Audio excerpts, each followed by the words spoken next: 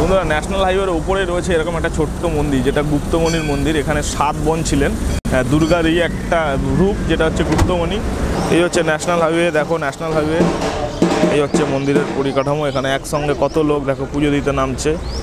তো মন্দিরের ভেতরে নাকি হাতি ঘোড়া দিয়ে মানে মানত করার একটা রিচুয়াল রয়েছে, যেটা বেশ ইন্টারেস্টিং একটা রিচুয়াল, যেটা এই মন্দিরের ক্ষেত্রে দেখা যায়। হাতি, ছোটো ছোটো হাতি, মাটির পুতুল, মাটির ঘোড়া পুতুল, এরকম জিনিস দিয়ে মন্দিরে মানসিক করার একটা রিচুয়াল রয়েছে, যেটা বেশ ইন্টারেস্টিং, অন্য মন্দিরের থেকে কিন্তু আলাদা। তো বন্ধুরা, এই গুপ্তমণির এই হচ্ছে শ্রী মন্দির। এইবার মন্দিরের ভেতরে আমরা ঢুকবো, কিন্তু তোমাদের এই পাশটা যদি আমি একটু দেখিয়ে দিই, এই পাশটা দেখলে তোমরা বুঝতে পারবে এটা মনসা থান।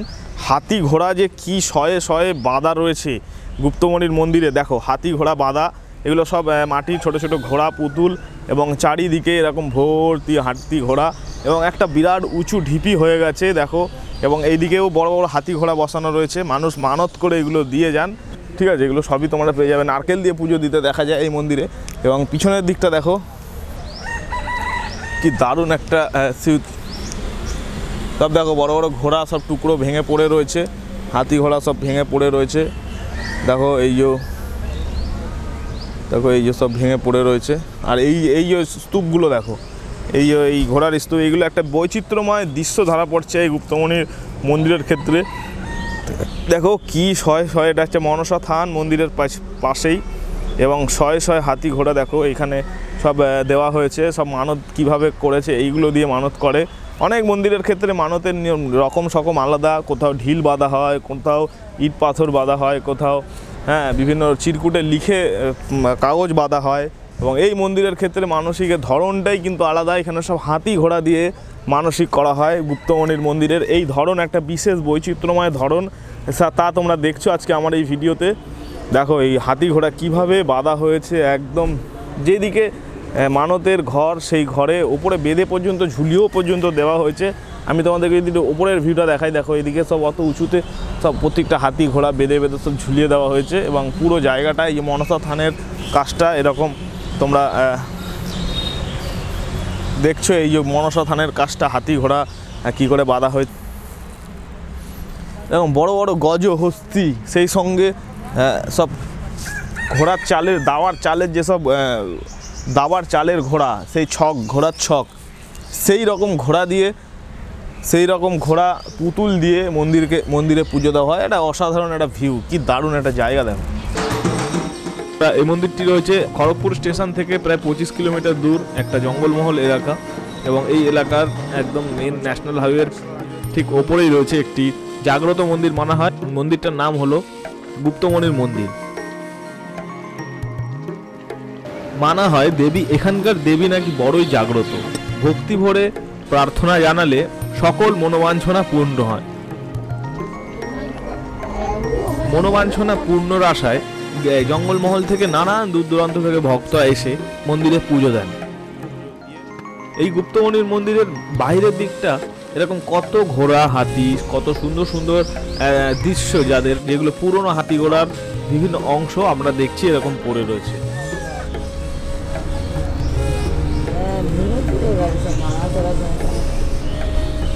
একটা সুন্দর প্রথা প্রচলন রয়েছে, যেটা বহুদিন ধরে হচ্ছে।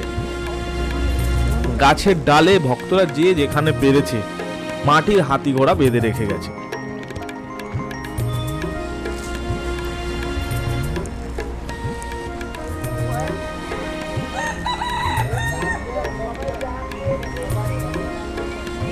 এবং ভক্তরা এখানে বলি প্রথাও রয়েছে।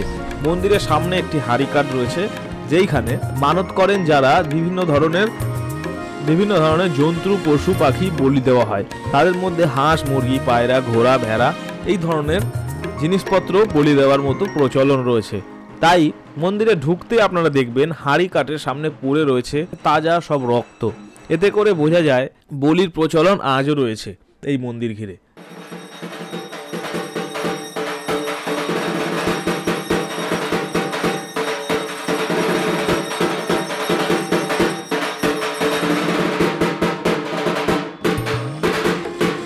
মন্দিরের ভিতরে ঢুকলে তোমরা দেখতে পারবে দেয়ালের আঁকা রয়েছে কত রকম দেবদেবীর সব পৌরাণিক সব চিত্র, এবং ডান দিকে একটি বড় মা দুর্গার মূর্তি রাখা রয়েছে। মন্দিরের ভিতরে দেখো দেয়ালে পাঁচিলে কত রকম মূর্তি খোদাই করে আঁকা, এবং ঝাড়গ্রামের মধ্যে মৌজা, এই মন্দিরের ভিতরের অংশ। এই হচ্ছে গর্ভগৃহ। এখানে একটা বিরাট বড় দেবী দুর্গার মূর্তি, নানান রূপে পূজিত হন এই দেবী দুর্গায়। এই মন্দিরে গুপ্তমণি দুর্গার নাম, এবং সেগুলো এরকমভাবে ঢাকি বাজানো হয় মন্দিরের ভিতরে, এবং সবাই পুজো দিচ্ছে। দেখো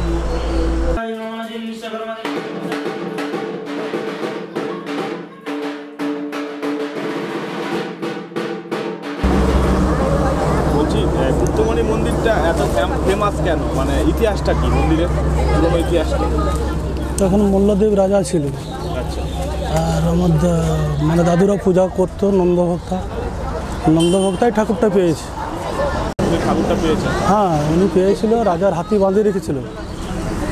আর রাজার যখন হাতি বাঁধে, রাজাকে স্বপ্ন দেয় যে তোমার অমুক জঙ্গলে হাতি বাঁধা আছে। তখন রাজা আসে নন্দভক্তাকে নিয়ে আসে, হাতি পূজা করতে রাজাকে বলছে তুমি ডাকো, তোমার হাতি চলে যায়। তখন রাজা ডাকতে আর হাতি গেল। তখন থেকেই পূজা সৃষ্টি। কালো পাথরের উপরে বিভিন্ন ধরনের সিঁদুর মাখানো হয়, এবং এই শিলাটি পাষাণ শিলা বা পাথরের মূর্তি হিসাবে এখানে পূজিত হন।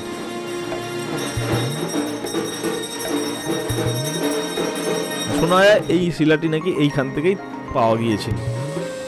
গুপ্তমণি দেবীটা কে? দুর্গা। দুর্গার আর এক রূপ, তাই তো? দুর্গা। আচ্ছা, মন্দিরের পাশে এই ঘোড়াগুলো কি আছে? মানে এটা মানসিকের জন্য। মানসিক। হ্যাঁ, যে যেটা মানসিক করছে সেটা ফল হচ্ছে। সব কিছু, মানে কাড়া ভেড়া, তুমি যেটা মানসিক করবে সেটাই। হাঁস, মুরগি, পায়রা, মোষ বলি হয়। হ্যাঁ, মোষ বলি হয়, ভেড়া হয়। মন্দিরটার নাম কি? গুপ্তমণি মন্দির। আর এটা হাইওয়ের উপরেই, তাই? হ্যাঁ, হাইওয়ের উপরে। আর এই ছোট ছোট বালি, এই ইয়ের মতো, ওগুলো কি বলে? মাটির ঘোড়া। মাটির এইগুলো ওগা মানতের জন্যে, কারো হয়তো শরীর খারাপ কিংবা চাকরির জন্যে। আসুন আমরা একটু হাঁটতে হাঁটতে কথা বলি। তো এই দিকটা থেকে মন্দিরের পিছনের অংশ কত যে এখানে সব মানত করা হয়, এবং গাছগুলোর পুরো সমস্ত জায়গায় বড় বড় সব হাতি ঘোড়ার একটা নমুনা পাওয়া গেছে। মন্দিরের পিছনের অংশ আমি তোমাদেরকে দেখিয়ে দেবো। এদিকে খোলামেলা জায়গা, এবং এদিকে আরও একটা ছোট জায়গাটা দেখো, এখানে আরও সব হাতি ঘোড়া রাখা রয়েছে। তো এখানে হাতি ঘোড়া দিয়ে মন্দিরে পুজো দেওয়া হয়। এরকম একটা সুন্দর প্রথা রয়েছে এই মন্দিরের ক্ষেত্রে, যেটা আজকে তোমরা দেখছো এই গুপ্তমণির মন্দির আমার সাথে। দেখো এইখানে কি দারুণ একটা ভিউ। তো অনেকেই মন্দির পরিক্রমা করেন, এবং মন্দিরের একটা পুজো দেওয়ার দিক দেখলাম, যেটা এখানে আসলে সবসময় ডালা দেওয়া যায়। সারাদিনই সেবায়েত মন্দিরের ভেতরেই রয়েছেন, এবং সন্ধ্যা 8টা পর্যন্ত টাইম। 8টার আগে যে কোনো টাইমে আসলে পুজো দিতে পারবেন। এবং একটা সময় এখানে লম্বা লাইন পড়ে মন্দিরে মানে ভেতরের দিকটা। তাই জন্য এরকম একটা গর্ভগৃহে যাওয়ার রাস্তা দেখছো, একটা অ্যালবেস্টারের সেট দিয়ে একটা উঁচু দিয়ে করা রয়েছে, এবং এই গর্ভগৃহে ঢোকার একদম রাস্তা, সেটার মধ্যে আমরা একদম ভেতরে ঢুকলাম। দেখো এই হচ্ছে গর্ভগৃহের মেন দ্বার। এরকম একটা জাগ্রত দেবীকে যারা হাইওয়ে থেকে যে কোনো গাড়ি যখন যায়, অনেক সময় এই মন্দিরে পয়সা ছুড়ে দিতেও দেখা যায়। এপার থেকে ওই পার অনেকেই মন্দিরে না নেমেই গাড়িতে বসে বসে মন্দিরের দিকে পয়সা ছুড়ে দেন, এবং মন্দিরের সামনেটা আপনি গেলে কিন্তু অবাক হবেন, কখনো কখনো খুচরো পয়সা থেকে নোট আপনি কিন্তু মন্দিরের সামনেই পড়ে থাকতে দেখবেন।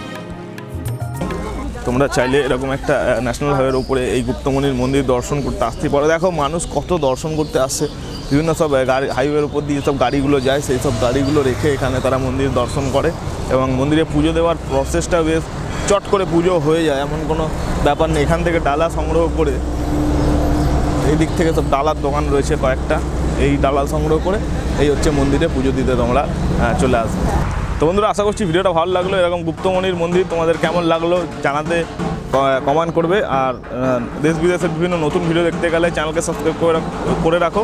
খুব শিগগিরই পরে একটা অন্য মন্দিরের সাথে অন্য একটা জায়গায় দেখা হচ্ছে। আর মন্দিরের আরও বিভিন্ন প্রাচীন মন্দিরের আরও ভিডিও দেখতে উপরে আই বাটনে লিঙ্ক রয়েছে, গিয়ে দেখতে পারো। আজকের ভিডিওটা এখানেই শেষ, পরে দেখা হচ্ছে অন্য একটা ভিডিওর সাথে অন্য জায়গায়। ততক্ষণের জন্য বাই, শুক্রিয়া, থ্যাংক ইউ, জয় হিন্দ, সবাই ভালো থাকবেন। রক্ত ধুলো তো সকালে, কালকে শনিবার ছিল না, কালকে শনিবার বলি হয়। হ্যাঁ, মানে রোজই বলি হয়, বৈশাখ মাসে বন্ধ থাকে 1 মাস বলি।